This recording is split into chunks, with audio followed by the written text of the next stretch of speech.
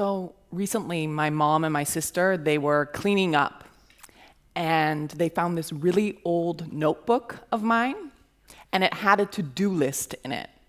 And this to-do list must have dated back from when I was 7 years old, and it organized my to-dos of the day in bullet point fashion. So get up, clean my room, have breakfast, walk the dog. I obviously am a big fan of lists. I've always have been, and I get a kick out of checking off my to-dos. But there's one type of list I don't have, which is a bucket list. And for those of you who don't know what a bucket list is a list of things that we want to do before we die.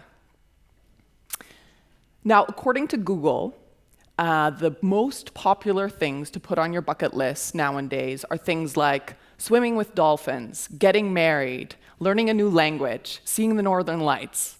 Now, bucket lists are getting more popular, and according to my social media feed, there are more and more people I vaguely know who are daily checking off their things on their list. And I'm all for people focusing on the things that they want from life, rather than the things that they don't want. But there is a reason why I don't have one of these lists. And there's a reason why I would advise people who are anything like myself, overly goal-orientated. I have this tendency of dreaming up where I want to go and then going full speed ahead with blinkers on. And I would say, step away from the list. I'm going to share with you a few stories from my own life to explain why I've come to this conclusion. For as long as I can remember, I've felt that I have a very clear purpose here on Earth to make a positive change to the world. So when I finished my master's in international development, I started working for Doctors Without Borders. Doctors Without Borders is an amazing organization with a mission to save lives and alleviate suffering. And I felt I had found my purpose. Well, I quickly mapped out my career, knew exactly which steps I needed to take to have a successful career in the field. And I was really happy when I could check off one of those boxes by getting my first mission to the field.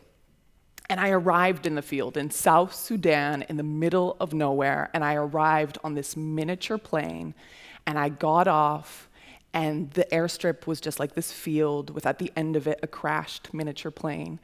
And as everyone came towards me, the whole village and my teammates to welcome me, I felt slightly overwhelmed as well as really needing to pee. So as soon as one of my teammates had showed me my mud hut and I had put down my bag, they also showed me the way to the outhouse. I went to the outhouse, opened the door, saw that there was this old toilet bowl on top of the hole. I opened the lid, there was this, outhouse stench, but there was also this horrific swarm of mosquitoes and flies, thousands of them just coming on out. It was my worst outhouse experience to date, and it never was that bad ever after. And all I could remember thinking was, oh my gosh, but there was no other option. So somehow I managed to pee. I got out of the outhouse. I put my sunglasses on just to hide my tears, and I thought, oh, I've made a horrific mistake. Now, it wasn't the outhouse or any of the other discomforts that come along with field life that made me realize I had made a mistake. I had made a mistake to think that my life's work was going to be a career in the field, because I realized I'm the type of person who needs a stable home environment, preferably with my loved ones nearby. I'm the type of person who doesn't have a strong immune system, so many months into my field assignment, I continuously got sick and had like 8 rounds of antibiotics in 2 months. I had to accept that this was not going to be my life's work. So I finished my time in the field, I returned home, and I took a couple of months off to recover. And soon, I wasn't only recovering from my time in South Sudan, I was also recovering from a breakup with my boyfriend at the time. So this left me approaching 30. I had no clear purpose in my life anymore, no clear direction in my career, and I was single. So about relationships. About 3 years ago, I found myself in a new relationship. I was 6 months into this relationship, and I found myself having to do a pregnancy test. And I was pregnant. This came to a surprise to the both of us, but I immediately knew I'm gonna have this baby. And that has really everything to do with my health, and I'll talk about that in a little bit later. 9 months later, I had my daughter, and before her first birthday, the father of my baby and I, as we kind of half anticipated, our relationship wasn't up for the challenge. So we started co-parenting, and as I moved out, I called our daycare to let them know about the changes in our lives, and they let me know, they responded, well, we'll tell the staff on a need-to-know base. And at first I was like, okay, but then I was like, no, wait 1 second. This is my life, and obviously co-parenting, single motherhood isn't something I dreamt up, and it's not ideal. But this is my reality, and I'm dealing with it, and we're not going to hide it under the carpet. So now I've told you the story about one of my babies, but I actually have 2. So while I was pregnant with my first, I was actually giving birth to another baby, my business baby. When I turned 30, I was asked to do a health checkup just like any other Dutch woman. And during my health checkup, I found out that I was developing cervical cancer. I spent the next 6 months in and out of hospitals, and I was also in search of other ways to support my health. I met a specialist who advised me to start using organic cotton tampons and pads to prevent further irritation. So organic cotton tampons and pads. How many of you have ever wondered what tampons, pads, and panty liners are made from? A few people.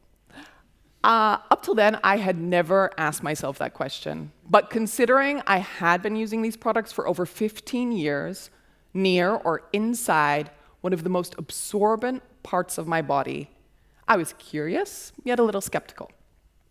So I started to do some research. Took a look at the packaging.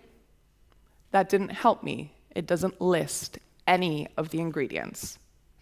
So I picked up the phone and I called some of the 4 main companies who dominate the feminine hygiene market. And they let me know that my tampons and pads aren't made out of pure cotton, but are generally made with a blend of synthetic materials like rayon and plastics.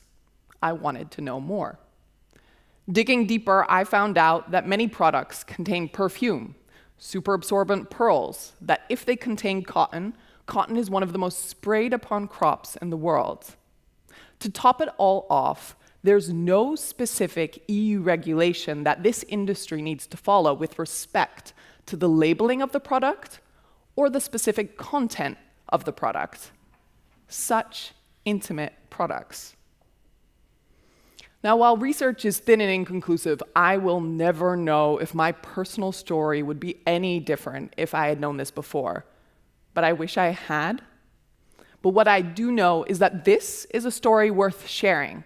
Sharing to create awareness, sharing to create a demand, and sharing to make a lasting change to the current feminine hygiene market. We want producers to be transparent about the content of these products. And we want there to be alternatives on the shelves next to the synthetic ones. And this is why Wendelien Hebly and I, one of my best friends and I, why we started Yoni. With Yoni, we make organic cotton tampons, pads, and panty liners, and we bring them to the mainstream market. And we decided that if really, while we're doing that, we're not only just bringing them to the shelves, but we're actually actively communicating the story, because if this was a story that nobody was going to talk about, nobody was talking about, then we were going to do so.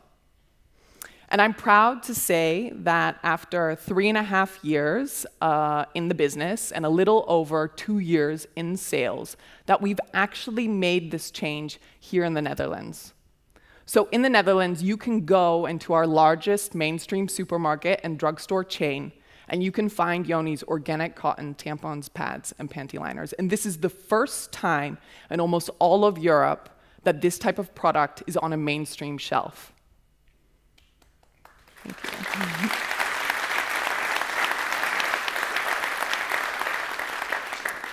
So our work is cut out for us. We're going to go across borders because obviously menstruation and the lack of products isn't something limited to here in the Netherlands.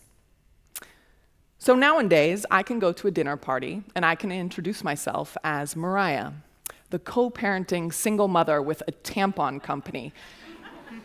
And this obviously makes a fantastic conversation starter or makes people feel very uncomfortable. I could have never dreamt up where I am today, and I know I won't be able to dream up my future. And this is why I hope you walk away with two main messages. The first is simple.